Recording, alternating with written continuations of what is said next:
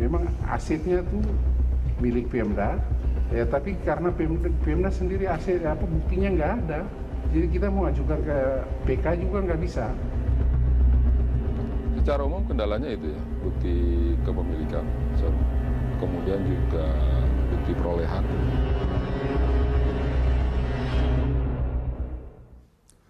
Alarm yang satu ini pernah diungkap oleh Badan Pemeriksa Keuangan. Pada semester pertama tahun 2014, BPK menemukan ada 35 bidang tanah milik pemerintah Provinsi DKI Jakarta yang digugat pihak ketiga.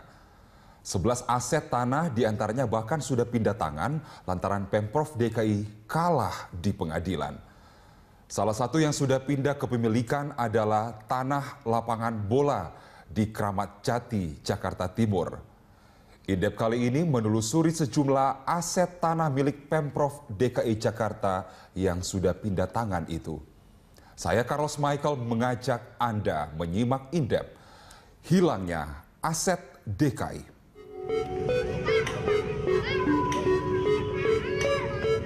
Anak-anak ini asyik bermain sepak bola di lahan milik Rosana alias Mulia Rosana.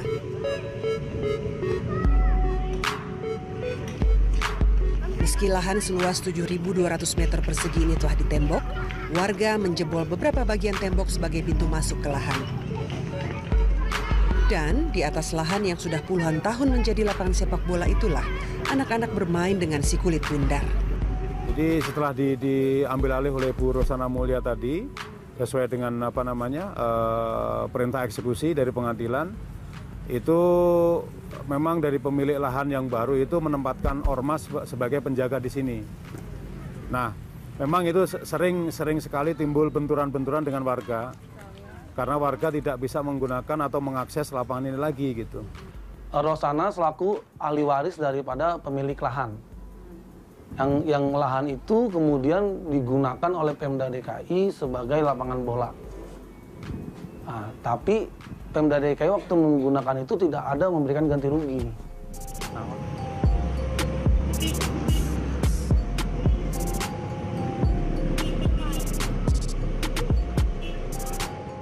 lahan yang terletak di Kelurahan Kramat Jati, Jakarta Timur ini dijaga oleh preman. Sejak 2006, Rosana menggugat pemerintah Provinsi DKI Jakarta atas kepemilikan lahan seluas 7.200 meter persegi ini. Sengketa lahan itu berakhir di Mahkamah Agung. Mahkamah Agung menolak peninjauan kembali yang diajukan Pemprov DKI Jakarta. Salah satu kartu truf yang dimiliki Rosana adalah sertifikat tanah. Warga gusar lantaran lahan tadi telah berpindah tangan. Jika melihat riwayatnya, lahan tadi merupakan kas desa atau kelurahan setempat. Ini adalah tanah kas desa, atau kalau zaman dulu itu disebut bengkok ya. Gitu. Jadi suratnya masih atas nama tanah kas desa Kampung Makassar. Berdasarkan agendum ya, dengan perpondingan itu sudah diuji di pengadilan, mulai dari tingkat PN sampai tingkat Mahkamah Agung, bahkan sampai PK. Dan memang kita lihat pengadilan mengatakan Rosana yang berhak. Meski sudah inkrah alias berkekuatan hukum tetap, ada titik terang yang bisa digunakan Pemprov DKI Jakarta untuk memperjuangkan kepemilikan lahan di Kramat Jati itu. Seorang warga bernama Marhasan memegang girik asli tanah tadi. Girik asli itu telah diserahkan Marhasan pada Pemprov DKI Jakarta. Kalau surat kebetulan saya yang pegang, ada di rumah. Itu berupa girik. Itu aja. Aslinya atau kopiannya? Asli. Aslinya.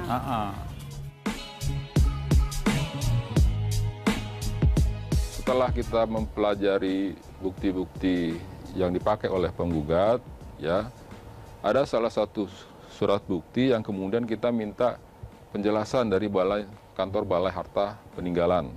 Nah, dari penjelasan dari kantor Balai Harta Peninggalan itu secara tertulis mengatakan bahwa bukti yang dipakai oleh penggugat itu ternyata tidak pernah dikeluarkan atau diterbitkan oleh kantor Balai Harta Peninggalan. Nah, atas dasar itulah berarti kan si penggugat ini menggunakan surat palsu dalam persidangan. Nah, untuk itulah sekarang ini kita sudah melaporkan ke Polda. Tapi kalau bicara ada suatu palsu atau tidak, itu adalah kewenangan pengadilan untuk mengatakan palsu atau tidak. Jadi sepanjang belum ada putusan yang berkekuatan hukum tetap untuk menyatakan suatu dokumen itu palsu, itu ya kita terlalu prematur untuk mengatakan palsu. Faktanya yang jelas saat ini adalah putusan pengadilan yang memang menyatakan pemiliknya adalah Rosana. Mulai dari tingkat PN sampai tingkat PK. Cerita tentang aset milik Pemprov DKI Jakarta yang pindah tangan atau hilang lumayan panjang. Badan Pemeriksa Keuangan BPK pernah mengaudit pengelolaan aset tetap tanah di DKI Jakarta. Hasilnya, hingga semester pertama tahun 2014 saja, ada 35 bidang tanah Pemprov DKI Jakarta yang digugat pihak ketiga. Nilainya mencapai 7,9 triliun rupiah. 11 diantaranya Pemprov DKI Jakarta kalah di pengadilan. Lahan seluas 6,72 hektar yang bernilai 259 miliar rupiah sudah pindah ke pemilikan. Selain tanah lapangan bola, 10 tanah lainnya berdiri di 10 titik berikut.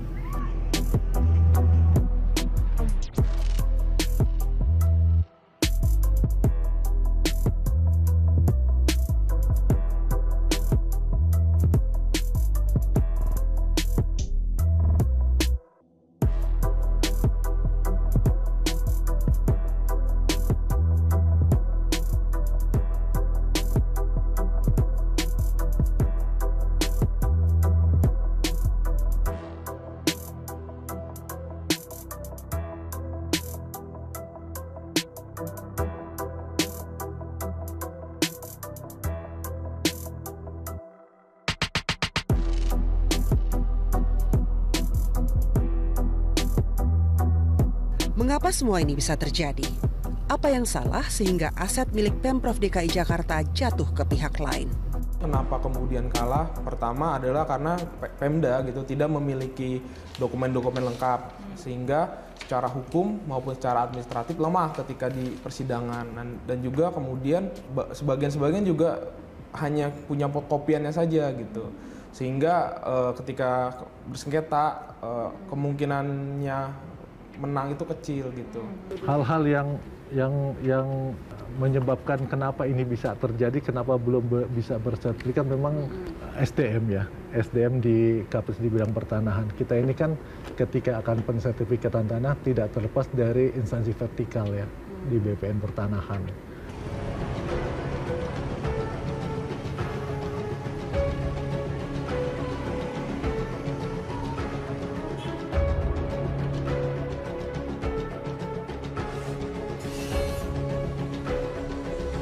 Lahan seluas 529 meter persegi ini masih bermasalah status kepemilikannya.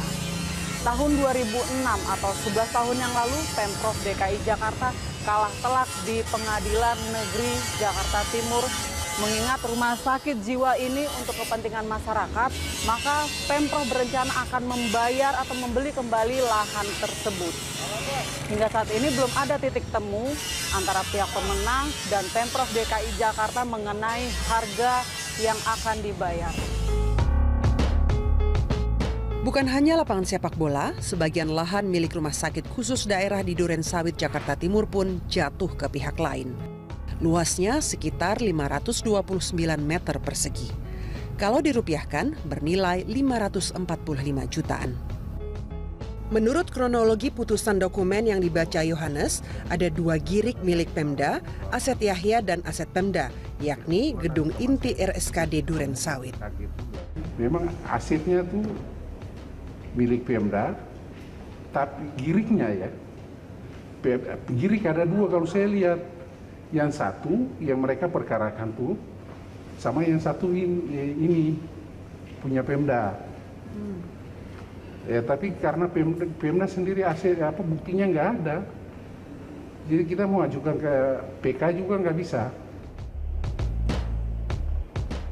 Bagaimana jika Pemprov DKI Jakarta tetap kalah? Itu tidak tertutup kemungkinan Pemda akan memberikan ganti rugi.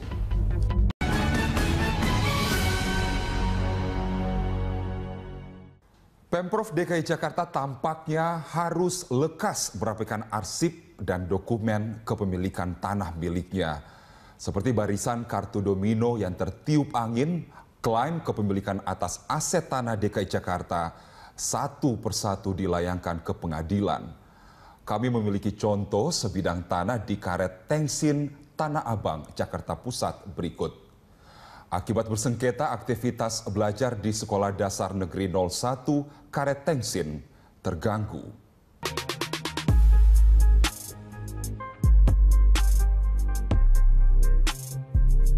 Inilah Sekolah Dasar Negeri 01 Karet Tengsin.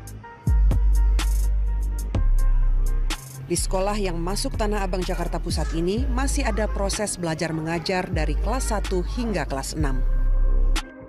Sekolah ini berdiri di atas lahan seluas 1.400 meter persegi milik Pemprov DKI Jakarta. Dahulu di lahan dengan total seluas 6.000 meter persegi ini berdiri 5 sekolah dasar negeri dan 1 sekolah menengah pertama milik swasta. Tanah ini merupakan hasil ruslah alias hasil tukar guling. Pada tahun 80-an, 70 sampai 80 itu ada pertukaran tanah dengan pemilik tanah di sini. Ya, tadinya di sini adalah lapangan sepak bola, di sana tanahnya tanah rawa, ditukar. Jadi karena pemilik tanah ini pengen mempunyai usaha di pinggir jalan, dia menukarkan tanahnya di sini untuk kepentingan pendidikan supaya warga di sekitar sini bisa mendapatkan fasilitas pendidikan lebih baik karena jumlah penduduk banyak di sini. Akhirnya didirikanlah sekolah 6 sekolah di sini yang tadinya 6 sekolah tahun 80-an itu. Belakangan masalah muncul.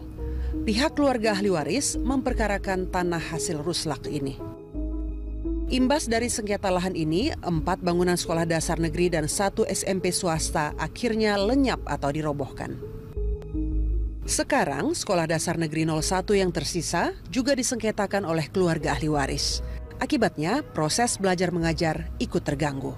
Jadi, tuntutan mereka ingin mengambil kembali tanah milik keluarganya, yang setahu saya mereka itu tidak paham dengan sejarah pertukaran. Ya mungkin ada yang menunggangi dari pihak swasta. Dari tahun 2008 saya mendapat gugatan dan didatangi oleh para preman. Saya diusir karena pada saat itu saya masih honorer. Hilanglah sudah itu gugatan-gugatan seperti itu. Terulang kembali tahun 2011. 2011 itu saya dipanggil lagi untuk kesaksian lagi, tapi saya menolak karena saya sudah mencatat semua rincian dari tahun 2009 itu kan. Saat Joko Widodo memimpin Jakarta, ia getol memperjuangkan agar lahan SD 01 Karet Tengsin ini tetap dimiliki Pemprov DKI. Pada tahun 2012 mau ke 13 itu pertengahan yang sudah pergantian kepala daerah, Pak Gubernur ganti oleh Pak Jokowi. Pada saat itu hujan-hujan, saya juga masih di sini, hujan-hujan datang, ada ajudan pakai mobil kendaraan dinas, datang kemari untuk menetapkan bahwa sekolah ini harus dipertahankan, aset Pemda itu harus dipertahankan, dan saya dikasih mandat untuk tinggal dan menjaga aset sini. Pemprov DKI Jakarta berupaya mempertahankan lahan ini karena memegang sertifikat tanah seluas 6.000 meter persegi itu. Pemprov DKI itu kan punya sertifikat di atas tanah tersebut, ada 2 ya sertifikatnya. Mereka mengklaim sertifikat yang dilakukan Pemprov DKI itu melawan hukum gitu. Padahal secara kepemilikan saja mereka kan tidak ada ya. Mereka hanya sebagai pemegang hak sewa, itu aja sih. Kalau sertifikatnya terbit dari tahun 84 ya, cuma menguasainya dari tahun 73, dari tahun 70-an gitu, dipergunakan sebagai bangunan sekolah. Keluarga ahli waris memperkarakan sengketa lahan ini secara perdata ke Pengadilan Negeri Jakarta Pusat. Ahli waris mengklaim sebagai pemilik lahan karena memegang hak sewa tanah. Permasalahannya adalah terkait bahwa Subaidah dan kawan-kawan ini selaku pemegang hak sewa atas tanah Eigendom. Klien kami menghendaki tanah tersebut dikembalikan kepada klien kami karena klien kami selaku pemegang hak sewa sesuai dengan PP nomor 32 tahun 79, maka pemegang hak sewa dilindungi oleh hukum dan mempunyai hak prioritas untuk permohonan hak selanjutnya. Menurut kuasa hukum ahli waris, lahan yang disengketakan itu dulu hanya dipinjamkan ke Pemprov DKI Jakarta untuk keperluan pendidikan. Hak sewa tidak bisa diperjualbelikan. perolehannya dengan peralihan atau pelepasan hak. Itu diperoleh tahun 51 dan kemudian juga ada tahun 49-an, itu diperoleh dari pihak ketiga dan ada buktinya, bukti aslinya ada. Sertifikasi aset tanah merupakan salah satu titik lemah Pemprov DKI Jakarta. Menurut audit Badan Pemeriksa Keuangan BPK tahun 2015, total aset Pemprov DKI Jakarta mencapai 305-an triliun rupiah. Nah, dari 5.787 bidang tanah seluas 37,5 juta meter persegi yang punya sertifikat hanya 45%-an. Kalau Mbak keliling gitu kan, ada pelang-pelang nama Pemda DKI, milik Pemda DKI gitu. Di situ mungkin masih kosong gitu, nomor asetnya belum ada, karena itu memang belum tercatat secara dokumentasi. Nah, tapi itu kita pasang dulu gitu, sambil dalam proses untuk pensertifikatan gitu. Apa yang terjadi sekarang sebetulnya merupakan akumulasi dari apa yang tidak dilakukan di masa lalu. Administratifnya buruk, monitoringnya tidak ada, akhirnya bisa saja kan pihak-pihak terkait itu mengklaim saja gitu. Karena mungkin juga Pemda tidak memiliki dokumen resminya gitu. Masalah administrasi, terutama merapikan dokumen, hanya satu hal. Hal lainnya, mental aparatur di lingkungan Pemprov DKI Jakarta juga harus diubah, termasuk menindak oknum di lingkungan Pemprov DKI yang menyelewengkan aset milik provinsi. Seorang Pak Firdaus berani tidak menindak jika ada ternyata diusut dokumentasi kita yang Bapak terdahulu ini, PPAD ini, untuk menyerahkannya ke pihak kepolisian? Harus berani, Mbak. Kan kita tegakkan aturan. PNS ada disiplin pegawai negeri, PP 53 jelas ada. Itu aturan banyak. Kalau dia umpamanya menyalahgunakan wewenang sampai dia umpamanya mengubah aset Pemda menjadi pribadi, itu kan udah pidana gitu.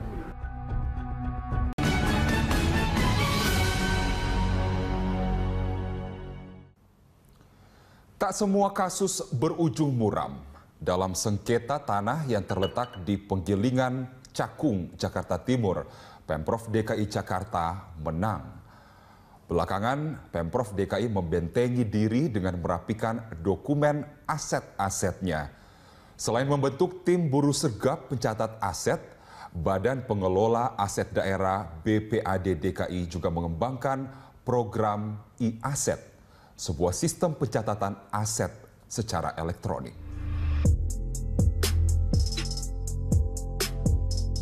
Kabar gembira datang dari Penggilingan Cakung, Jakarta Timur. Pemprov DKI Jakarta mengaku telah memenangkan sengketa lahan seluas 2.960 meter persegi ini. Lahan yang ditanami sayuran ini berada di dalam kompleks perumahan Jatinegara Baru, Jakarta Timur. Terkait dengan perkara yang 11 itu, ya tentu ada perkara yang sudah kita menangkan. Ya, diantaranya yang di Tanah Pusat Pengembangan Usaha Mikro Kecil dan Menengah yang di Cakung itu kita menang ya di tingkat kasasi. Kemudian juga tanah gudang Satpol PP yang di Jalan Ciputat Raya itu tingkat kasasi kita menang. Kalau yang lainnya kita masih berproses baik di tingkat kasasi maupun kita sedang mengajukan PK. Riwayat tanah ini sebetulnya tidak terlalu berliku. Ya memang kronologisnya itu dulu adalah tanah dari Banon Kadon itu ya kan sudah dipecah menjadi dua. Ya kan satu Girik 797 atas nama Ibu Tehani, ya kan. Yang kedua adalah Girik 798 atas nama Bakri. Aset berpagar seng ini dikuasai pihak Tehani yang dibackingi ormas setempat. Pemprov mengatakan dalam tingkat kasasi, kasus perdata yang digugat Rodiah selaku ahli waris rupanya menang di Mahkamah Agung. Ya, Bu Rodiah ini merupakan ahli waris. Nah, tapi intinya dalam proses berperkara ini kita sudah menang di tingkat kasasi, artinya putusan itu sudah berkekuatan hukum tetap, sudah inkrah. Menang atau kalah adalah soal bagaimana membuktikan klaim kepemilikan tanah di pengadilan. Namun, menyaksikan banyaknya aset tanah yang digugat pihak ketiga serta berpotensi pindah tangan atau hilang, tidak bisa tidak Pemprov DKI Jakarta harus membentengi diri. Badan Perpustakaan dan Arsip Daerah mau tidak mau harus makin rapi dalam mengarsipkan dokumen aset. Secara umum kendalanya itu ya, bukti kepemilikan. Kemudian juga bukti perolehan. Ya artinya kan tentu tanah ada riwayatnya. Kenapa kemudian ini menjadi atas nama Pemda, ya sudah bersertifikat, tapi kan kemudian juga kita juga harus juga bisa menerangkan ini riwayat perolehannya seperti apa. Kalau memang itu tanah itu pernah dibebaskan oleh Pemda DKI Jakarta, ya tentu kan ada bukti-bukti pembebasannya seperti itu. Bisa jadi lemahnya sistem ini tuh dipelihara gitu, yang kemudian berpotensi pada ya akhirnya mudah direkayasa gitu. Artinya ya kekacauan ini dipelihara. Kalau dilihat ini termasuk pembiaran gitu ya. Artinya pembiaran. Bisa jadi ada yang bermain di sana. Tapi kami tidak bisa menyebut itu. Tapi istilahnya bisa jadi ini modus-modus tersebut yang kemudian sengaja dimanfaatkan gitu. Untuk merapikan dokumen aset, Badan Pengelola Aset Daerah atau BPAD mengembangkan program e-aset. Ini tak lain adalah sistem pencatatan aset secara elektronik. Untuk menjawab tantangan ini saya dengan IT, dengan sistem informasi. Memang sudah ada kita sistem e-aset. Nah ini akan saya terus kembangkan terus gitu loh. Saya akan terus kembangkan sehingga e-aset ini bisa menjadi konsumen publik gitu loh. Di samping juga nanti untuk kepentingan kita secara internal di BPAD dengan atasan-atasan saya gitu. Jadi nanti ada memang web yang bisa internal maupun eksternal yang nanti akan kita siapkan lah.